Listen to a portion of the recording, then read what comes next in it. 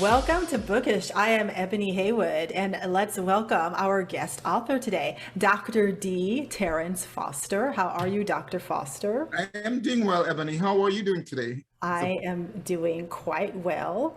Well, thanks for having me. Yes, thank you for joining us. And I am looking forward to this conversation with you. You are the author of the stress book. Yeah, The stress book, 40 plus ways to manage stress and enjoy your life. And we all can relate to stress. You know what? I heard something really interesting today, Dr. Foster. There's this podcast called United States of Anxiety. I was like, yeah, how appropriate is that, right? So we have a United State of stress as well. Yes, yeah. But having stress has to be a major part of our life. We all live in stress, and it's not unique to anyone. It's just a question of how we deal with stress. That's a good point. Okay, so let's start diving in here. Tell us what inspired and motivated you to write this book. Well, Ebony, just about the beginning of 2020, I was doing a number of YouTube videos, and one of them was about stress. I realized that stress was a significant component of what was affecting so many people. And that video about stress seemed to resonate well with so many people. I got a lot of comments, and then it occurs to me then I need to do more than just doing a video. So I decided I'd write a book about stress. And that was essentially the genesis or the beginning of that book. Now, in writing that book about stress, one of the things that came to me as an artist, sometimes we follow the lead that is presented in our creative process. And one thing that happened to me then was, instead of writing a book about the pandemic, I decided I want to write a book much more comprehensive about stress, where not only people who are going through a pandemic, because of course, we know that this pandemic is going to be over at some point. So I wanted something that would that people be able to use and refer to at any time. And therefore, I journeyed and I started a book that was comprehensive and very detailed about stress. And that essentially is in part how the stress book came about. Mm-hmm. So you've written several best-selling books. What is different from them compared to this book, the stress book? So the stress book is not my first book, and I'm happy for that, because each time that you write a book, you're hoping that the next book will be much better than the last book. And sometimes that's hard to do, because sometimes you've had a great book before. Now, I've written three best-selling books. The first two was, one was the Foster Opioid Classification Guide, and that was a book essentially for medical providers. The next book was the Opioid Epidemic and Consumer Guide. Now, that book, I intended it to be for medical providers as well as for consumers. Now, when you're writing a book like that, Ebony, that you hope will serve multiple communities, in this case, consumers and providers, then you have to create a book that if a consumer takes it up and read it, they will understand what you're talking about. Similarly, you want medical providers to do the same thing. However, we're looking at two different categories of people. Mm-hmm. One where if the book is too simple, then it of course has no use to them. And the other, if it's too complex, also has no use to them. Right. So I had to find a medium or a range where I could produce a book that was benefit to both segment of people that we're targeting. And I think we did that. The book has been successful. It's been very comprehensive as well. And it still has significant use in today's world, because during the pandemic, so much has happened where there's a lot or an increase in number of opioids related deaths that have occurred as a result of overdose. Now, what is different between that book and the stress book, 40 Plus Ways to Manage Stress and Enjoy Your Life? One of the things here is that the stress book is intended for just about everybody. And that sounded a little bit corny because when we write a book, we want it to be for a niche group. We want it to be focused, because when we write a book for everybody, then it's almost like it's for no one. But here's the thing, why this book will resonate with most people, maybe not at the same time, but at different times, is because it has so many things and it's extremely comprehensive. And why do I say that? Well, not only because I write the book, but because literary agent who have reviewed the book, several of them have reviewed the book, and that's the conclusion that they've came to. It is one of the most comprehensive book in terms of stress management and prevention. And that is what's different. What's also different about that, it's a book that is, as I said, intended to reach a lot of people, because we all suffer from stress, or we all experience stress, even if we're not suffering from stress. Yeah. And I think that's the element that makes it universal, is the fact that we all have experienced stress. Yes, we all do. Yeah. And I like how you talk about writing for two different audiences, and how do I write this book that will appeal to two, like the professional, not the professional, but how do you say, the technical versus the more like layman term. Doctors and all those people who have, of course, a higher level of, or more in-depth knowledge of medical terms, terminology, and context of medicine, as opposed to, say, the average person on the street. So if I'm writing a book which is intended for both parties, then it becomes a little difficult at times. But again, I think we met that challenge very well. So, Dr. Foster, that there's been a lot of books about stress. So what makes your book different? Okay, that's a great question, Ebony. So what is different about the stress book? Now, most books, when we think about stress and how stress impacts our life, or most of us, when we think about how stress impacts our life, we're thinking of, oh, well, we're stressed and something is happening to us, and how do we fix it? How do we manage stress? So therefore, we're looking at stress from the perspective of how do we manage stress, and all the protocols, the things that are intended to streamline the management of stress, or taking care of stress, are intended in treating management of stress. My book also includes that. It also includes the management of stress, but a significant component of my book is prevention. And prevention here is very, very important. I cannot overemphasize that, Ebony, because with prevention, we are taking stress, are looking at stress different than most people, because most people, not only just regular people, but also the professionals, the people you'd go to for help if you are having stress, they're also looking at the management of stress, where I'm looking at the management, plus I'm looking at how do we prevent stress. And when we talk about 40+ ways of managing stress and enjoy your life, we're talking about 40+ ways of management and prevention. And all of that is inside of that. Now, what else is different about the book? In that book, I've created also an acronym which we could use to manage stress. That acronym is called, you probably wouldn't guess this, but it's called STRESS, S-T-R-E-S-S. And that acronym is used to manage stress. Now, I don't know if somebody could forget that. You're thinking about stress and how do you manage stress? Well, use the acronym STRESS to manage stress. That's one thing that's different and new. Another thing that's different and new about that is that we've taken those 40+ ways and we categorize them into 3 main categories, which are called physical action, mental action, and community actions. And those help to streamline and better manage and prevent stress in terms of the overall spectrum of how we deal with stress. So that's different, and that has never been done before. Neither have we ever seen an acronym like STRESS to manage stress.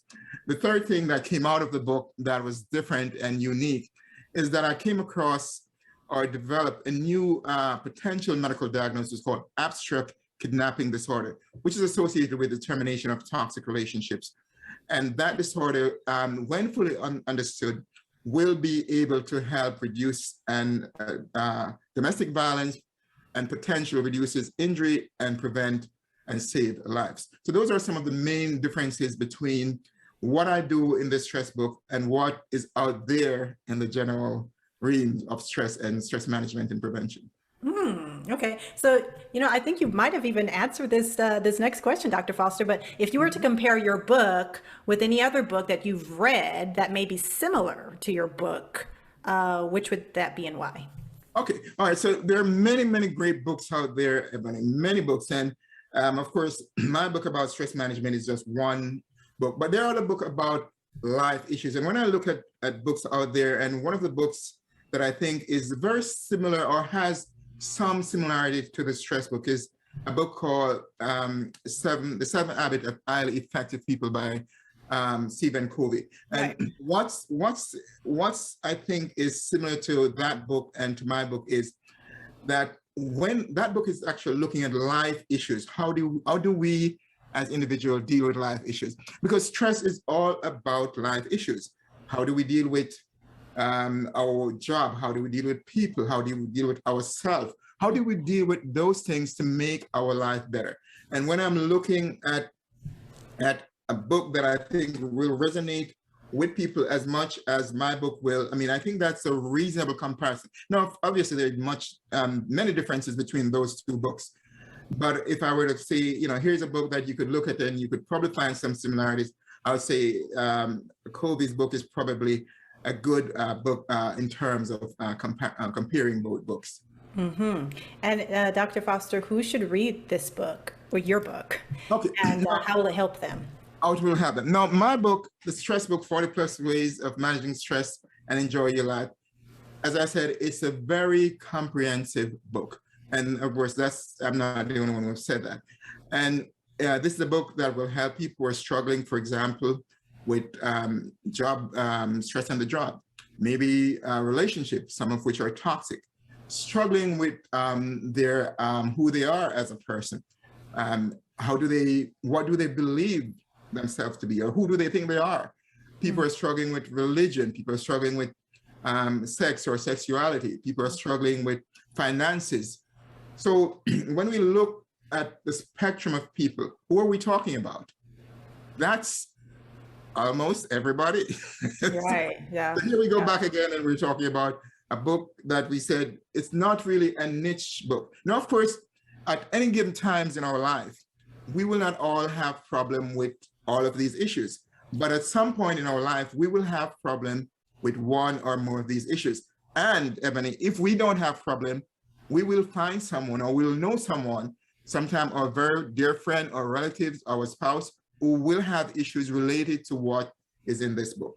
So this book has a far-reaching effect on people because it's dealing with life issues. It's dealing with how do we manage these stuff? How do we prevent these stuff? How do we make our life and put it in a way that it makes our life better? It puts us in a zone, or it puts us in a realm where we could function and we could prevent things before they happen, before they become so overwhelming that we cannot focus on what we do. You see, when I look at stress, and when stress is looked at, not just the way I looked at it, but in a broad category, there's a context in which we look at stress as calmness, we look at stress as eustress, and we look at stress as distress. So those are the three main broad categories that a lot of experts and people talk about stress, those three main categories. Mm-hmm. And what are the significance of those categories? Because the very one, calmness, it just tells us that when you're calm and relaxed, you probably have no stress.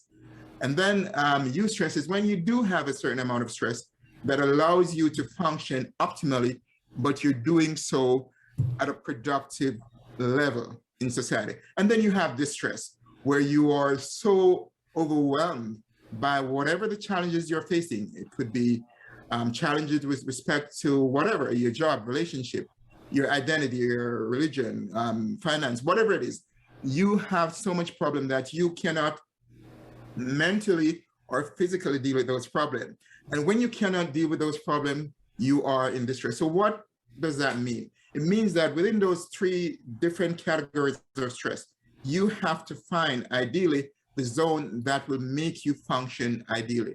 And that is where eustress comes in, where we have an optimal amount of stress, where that stress helps to motivate us, it helps to drive us, it helps to put us in a life situation that are productive and effective and make us better citizens of this world.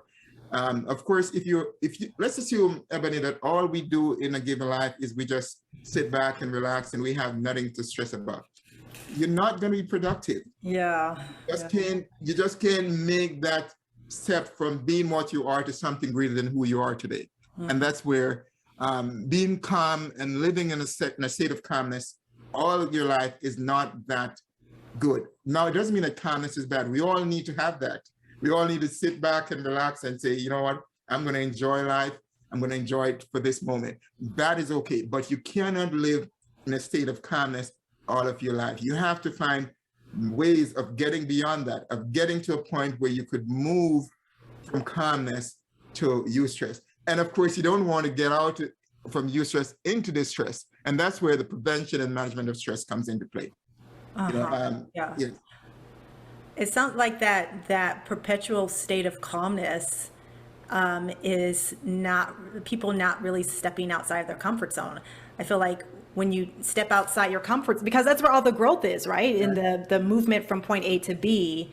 And when you step outside your comfort zone, that's when you start to really feel the tension and the stress. You're absolutely right about that. So many of us, we are where we are because we are afraid to get out of our comfort zone. We do not want to take in a risk. We do not want to do anything that is going to, ruffle the feathers or do anything. We want to live a life that is free of controversy, free of challenge, free of hard work. But if that's where you are, then know that your growth, your level of success is going to be very limited to none. And that's the difference. That's one of the main differences between, say, those of us who are successful and those who are not. The people who are successful by virtue, and in part, a definition of success is that you have to go beyond what is normally considered to be calmness and relaxing. Yeah. Because if not, then Ebony, you're going to be in a state of, my life is here. You're not a challenge to anyone. You're not challenged by any circumstances. Therefore, you cannot move beyond where you are to another level that takes you from good to great, or to even the greatest you can be. Right. Yeah, that's great. Dr. Foster, tell us where we can find you. Okay, so my book is on Amazon, like everyone else's book, most people's book, but it's also, you could get it wherever books are sold. Now, and my website is D.TerrenceFoster.com. One other thing I urge people to do, because a lot of time when people are buying books, they want to know what they're getting. And this book has won, Ebony, 9 literary awards already and counting. Wow. So people will know what they're getting when they're buying the stress book, 40+ Ways to Manage Stress and Enjoy Your Life. And you could get this book for about $10 for an electronic version, or $20 for a print version. But the key thing here, and this will surprise most people, if you do buy my book, make sure you read it. It's so simple. I have friends and people have bought my book, and I said, "Have you read it?" No, I haven't. I have to confess, I have some books that I bought there. Yeah, I haven't read them yet. So that is the thing, because without reading it, you're not going to get the benefit of it. And there's a lot of great benefit. We could fool a couple of people and say, okay, this book is good. But when you have 9+ people, or not people, groups of companies are coming out, a literary agent, and saying that this book deserve a gold medal, then guess what? I don't have to necessarily come out and vouch for that book anymore. Other people are doing it. So, if you want to make a difference in your life, if you want to move your life beyond where it is with respect to stress management and prevention, the stress book is an ideal book. And that's almost a literal quote from someone else. Thank you so much, Dr. Foster. So everyone, go out, buy the book, but more importantly, read the book. Awesome. Thank you so much for having me. It's a pleasure. And just let Clarissa know that she's awesome. Oh, I will. And you know what? You just let her know, but I will let her know also. I'm actually interviewing her after you for this. So Wonderful. Go on. And I said, thank you so much for having me. I enjoy this. Thank you for joining us. And we're going to say goodbye to you. I'm going to chat with you for a little bit afterwards, though. But our audience, we're going to say goodbye to Dr. Foster. And I look forward to next week if you join me for Bookish, because I will be speaking to another fabulous guest. Bye-bye. Thank you.